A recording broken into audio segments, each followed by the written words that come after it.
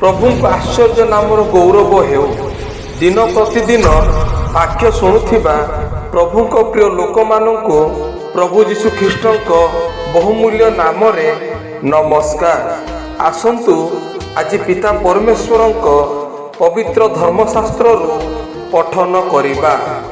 ए निमंते तुम्भे आपण समस्त अंतकरण समस्त प्राण और समस्त शक्ति सहित सदा प्रभु तुम परमेश्वर को प्रेम करिब। द्वितीय विवरण 6 अध्याय 5 पद। वाक्य बुझापाई वाक्य अनुसार जीवन यापन करने प्रत्येक को प्रभु साहाय्य करंतु। एही वाक्य द्वारा आपण मानक परिवार को प्रभु बहुल रूपे आशीर्वाद करंतु। धन्यवाद।